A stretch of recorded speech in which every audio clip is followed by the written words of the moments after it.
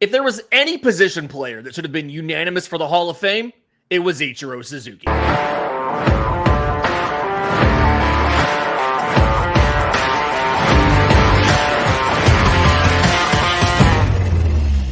Yes, welcome on in to First Pitch for Wednesday, January 22nd. Your home for news, notes, and updates on Major League Baseball. I'm your host, Lindsey Crosby. You can follow me on Twitter at Crosby Baseball. He's Troy Brock, Troy B Baseball on Twitter as well. You can find the show, firstpitchpodcast.com.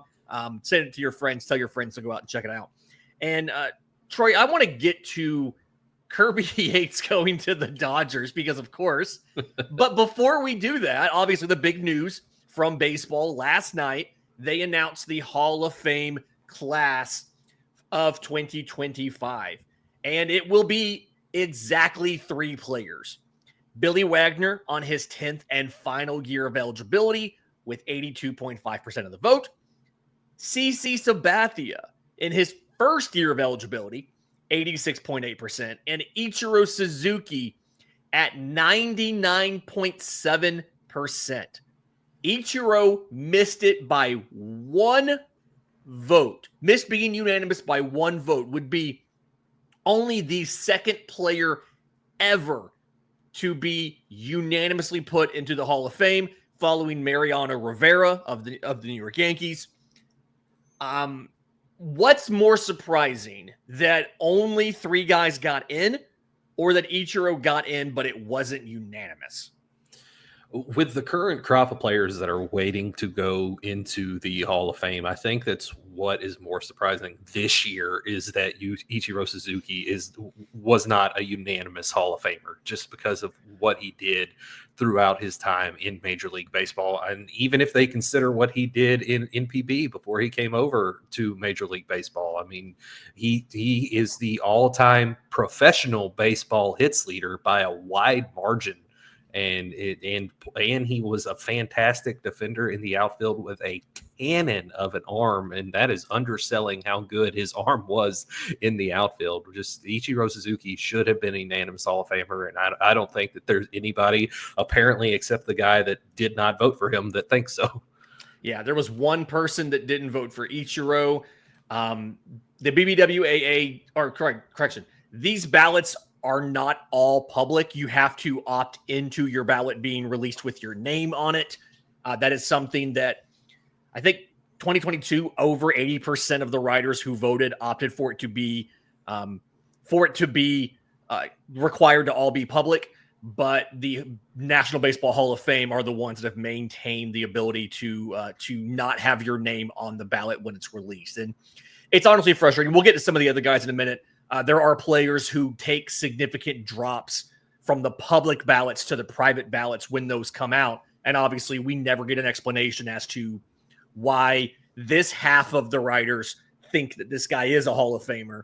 And then this half of writers, it's such a 6, 8, 10% downswing of those where they don't think he's a Hall of Famer. And we don't quite get those explanations. But to your point on Ichiro, 3,089 hits in Major League Baseball. When you count Japan, another 1,278. So he had 4,367 hits.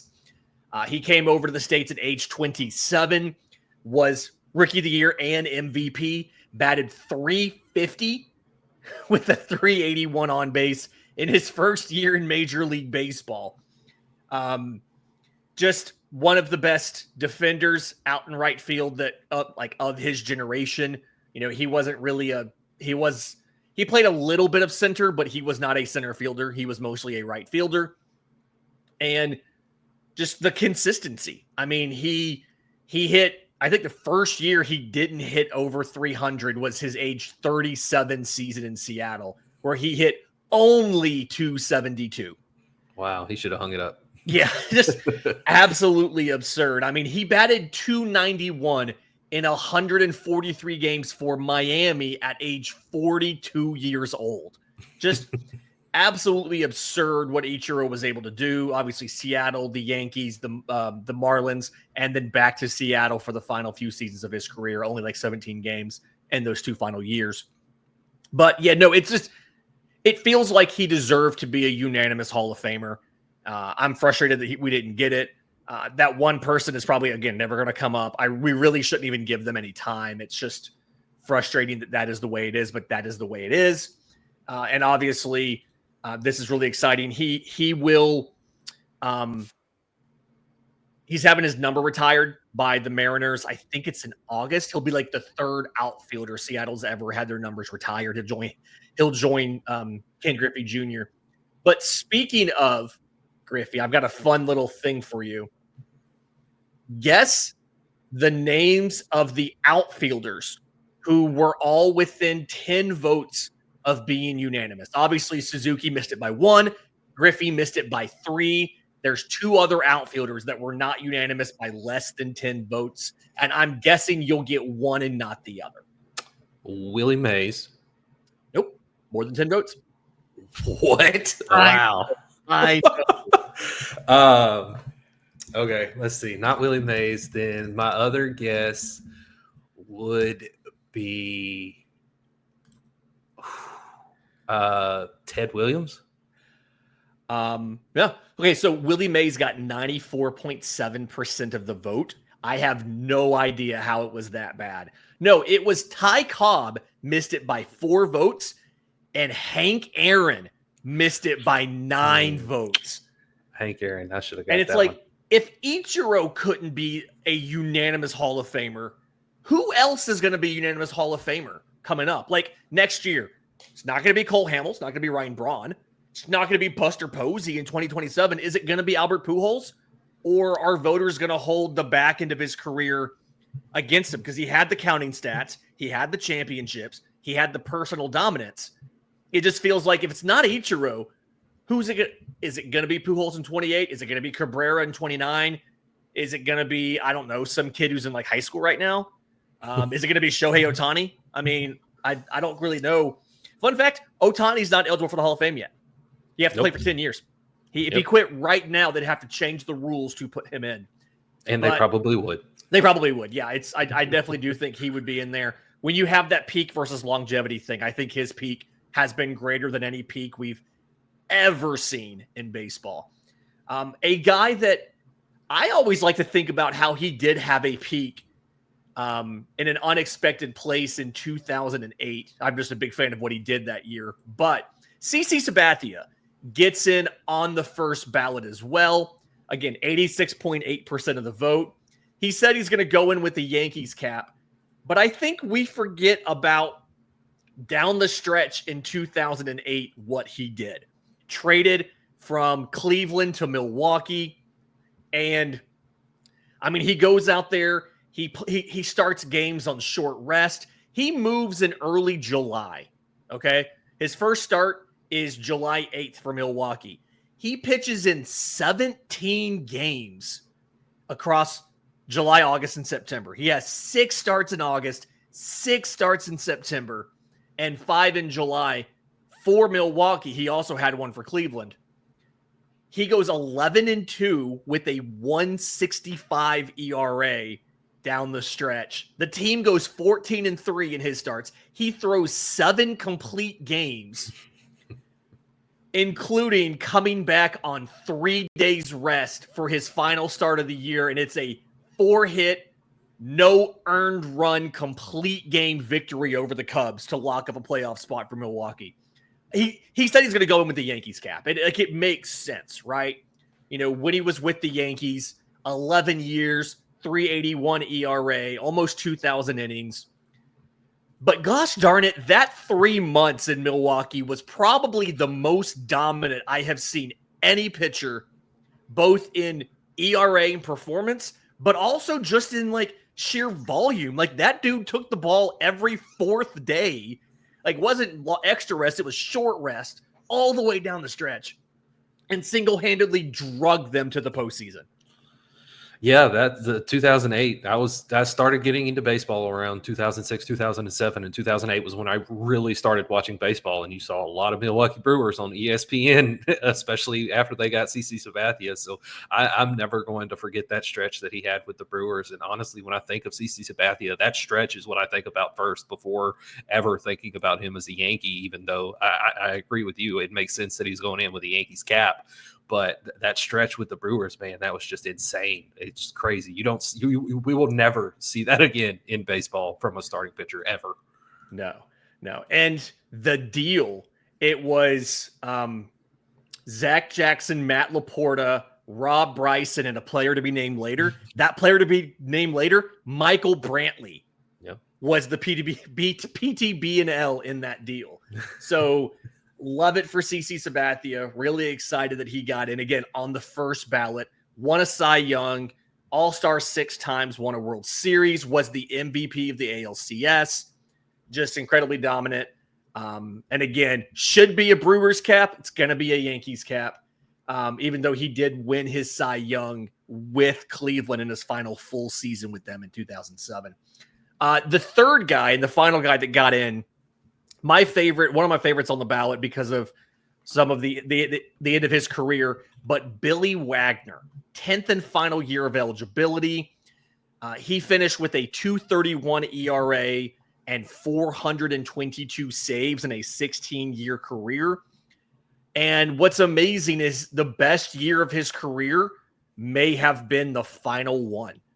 He pitched in 71 games for the Atlanta Braves at age 38 with 37 saves. Lowest single season ERA of his career, right? Like better than his 2005 in Philly where he had a 151 and 75 games. Was an all-star that year, final all-star selection of his career, obviously. And then he mentored Johnny Venters and Craig Kimbrell. So had a big role in the Braves in the early 2010s after he left. Final year of eligibility, obviously made it by not much. 82.5% was the final vote total. Do you think this is a sign that we'll start to see more relievers in the Hall of Fame, or was this just kind of a fluke because of the way that the ballot shook out and the way that there wasn't 10 guys who all had to get in this year? He was able to get some of the extra votes on his final year of eligibility. I think we might see some relievers go in a little bit more going down the stretch because, I mean, over the past this century, we've seen a lot of relievers that are just dominant guys at the back end of bullpens. And of course, it's going to be more closers than middle relievers of course. But no, it's honestly, I'm surprised it took this long. It took all 10 years to get Billy Wagner into the Hall of Fame. I think that he deserves it tremendously for what he did in 16 years pitching in Major League Baseball. It's just insane what he was able to do. Just consistency throughout his career. He had an ERA that started with a 2 or better in every full season of his career. Golly. And the only season that he didn't was an injured season in 2000. He only played in 28 games. But every other season he had an ERA that started with a 2 or better. And that's absolutely insane over that span of time. Absolutely bonkers. Just absolutely wild. I do want to talk about real quick the two guys that didn't make it that were close: Carlos Beltran and Andrew Jones. Beltran finished with 70.3%. This was his third year on the ballot. Andrew Jones at 66.2% on his 8th year of the ballot. And both of these were the guys that lost support I'm going to call them the secret ballots because it sounds more nefarious. In the secret ballots, Beltran in the public tracker that has been done, I think they were just under 50% of ballots revealed in the public tracker. Beltran was at 76% going into Tuesday night, fell down to 70.3%. Jones was at like 74%, and he finished at 66. So if my math is right, Jones had to get 14% less support on the private ballots than he did on the public ballots to bring his total down from 74 to 66%. It feels like Beltran, only the third year on the ballot at 70%. It feels like he's going to get in. Guys typically add support as they go on across the years. But Andrew Jones at 66.2% with 2 years remaining. Does he make it or not? I think that he should make it. I'm surprised that he's another guy. I'm surprised it's taken this long for him to get in, and he's all on his 8th attempt and still hasn't made it, just from what he was able to do. And I think it's just more of a case of he was on that stacked Braves team for so long, and he was just overshadowed by so many other superstars, including Chipper Jones and just all of the tremendous pitchers that the Braves had during that stretch. So I think that he definitely should make it for what he did in his career. He was a fantastic hitter, power hitter. He could steal bags. He was a fantastic fielder, one of the best defensive outfielders in the history of the sport. And it's just amazing to me that he hasn't made it yet. I think he should, but it's going to be tough with 2 more attempts and needing 14% more votes. 66. I mean, no, he needs like he has to increase by like 9%. You're right. Yeah. I mean, he can theoretically do it. He can do it, but it is frustrating because he's one of those guys that has both the defensive and the offensive stuff, right? The most career seasons with at least 150 games played in center field and 25 home runs or more. Andrew Jones has 10. Willie Mays has 10. No other player even has 5. He's one of 3 players in MLB history to have 400 or more home runs and 20 or more defensive WAR. It's like Adrian Beltre, Cal Ripken Jr., and Andrew Jones. And there's a common story that gets repeated a lot now. Terry Pendleton, who coached for the Braves and played for the Braves, coach for the Braves, has told the story about being at batting practice while Andrew Jones is batting and Willie Mays is there. And he tells the story much better than I will, obviously. But the gist of the story is Willie Mays says that Andrew Jones is the greatest defensive center fielder in history. And it just kind of blows my mind that a guy who he hit 434 home runs. He had 10 gold gloves in center field. To not be in the Hall of Fame at this point seems kind of odd. And I think one of the big arguments that you hear is how rapidly he fell off. He batted .222 at age 30 in Atlanta. And then he was done by age 35. He was a shell of himself, batted .197 for the Yankees. But you have to remember, he came up at age 19. I mean, he hit a home run in the World Series at age 19. He played 30-something games that season. Then after that, played in at least 153 every single year through 2007. Like, he barely got time off.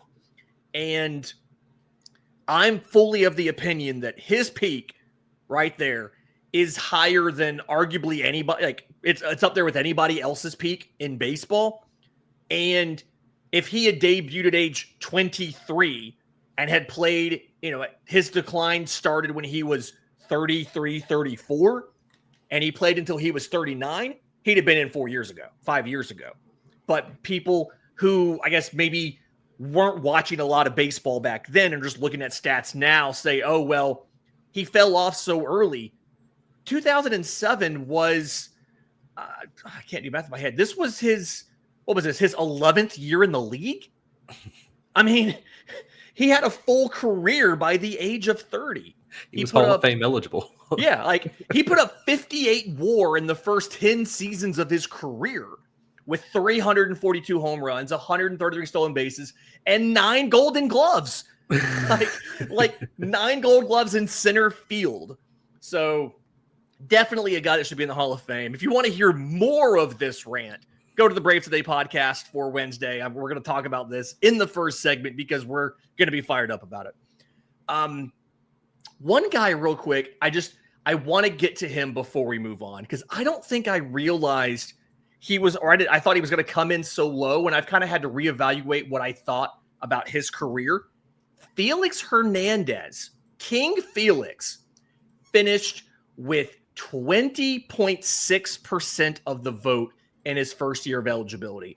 When's the last time you went and looked at Felix Hernandez's baseball reference page? That's a good question. It's been a while, but I'm going to do it now since you asked. He made 12 starts in 2005 at the age of 19, and he was done in the majors after his age 33 season. Wow. I didn't even it's another situation like Andrew Jones, where he opted out in 2020. I want to say he may have actually signed with the Braves, or he was talking about signing with the Braves, and then he opted out instead. No, he did. He signed in January by the with the Braves in January 2020, opted out, and then signed in before spring of 21 with the Orioles, was released and never pitched in the majors again.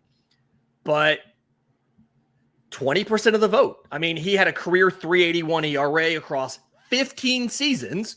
He just retired so early because he debuted at age 19. He threw 84 and a third innings at age 19, and he had a 2.67 ERA when he did it. Just one of those, like, you don't realize how good he was and how short that career feels like it was until you go back and you look at his baseball reference page. Won a Cy Young, was a six-time All-Star, twice won the ERA title, and was a top 8 finisher for Cy Young 6 times. Over, under, he's in by the 5th ballot. Over. Only 20%. Yeah, I'm going to say over. And I do, before, I want your answer for this too. And before we move on from the Hall of Fame, I have a question also. Okay. Yeah. Part of me wants to say, with how weak some of the upcoming classes are, I think he's going to be that guy that rapidly climbs. But at the same time, you kind of look at some of these, Andy Pettit's on his 7th ballot and he's at 27.9%, right? So I think Felix will get in. I'm going to say probably 6th ballot. And I think there's going to be people who just refuse to vote for him because they also see, well, he was out at age 33. He didn't pitch very long, ignoring the age 19 thing. But really curious. I'm also kind of surprised Chase Utley's at 40% after 2 years on the ballot, 39.8%. Kind of wild to me there. But, okay, what's your question real quick? And then we're going to look at next year's class, just real briefly. How do you feel about the writers that don't use all of their votes, that only vote for less than the 10 guys that they can maximally vote for? This comes down to the big hall, small hall conversation, right? I don't necessarily hate it, right? I do think that it does a disservice to some of these guys who are the ones who are slowly gathering momentum year over year over year when you don't vote for them.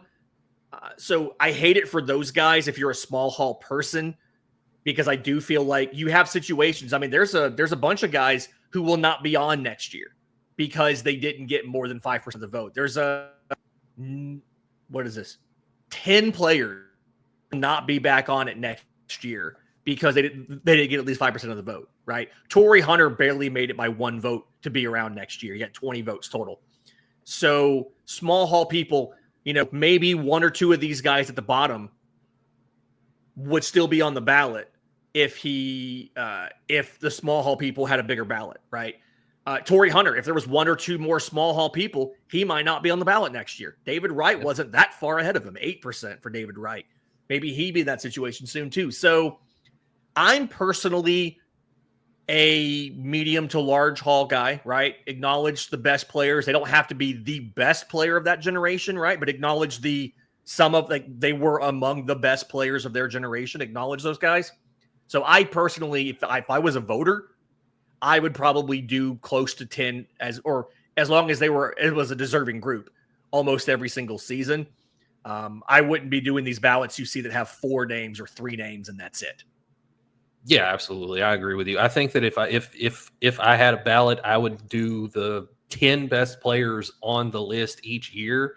And even because I know that there are some people that vote and they'll look at it like, oh, well, this is his first time. He's not a first ballot Hall of Famer, so I'm not going to vote for him on the first time, even though he's one of the 10 best that's on the list. Then I'll vote for him in the 3rd or 4th. He's a 4th ballot. If you think he's going to go in, vote for him. If he's a Hall of Famer, he's a Hall of Famer. Yeah, there's no the thing where it's like, I think he's a Hall of Famer, but not a first ballot guy. That's dumb. That's so dumb.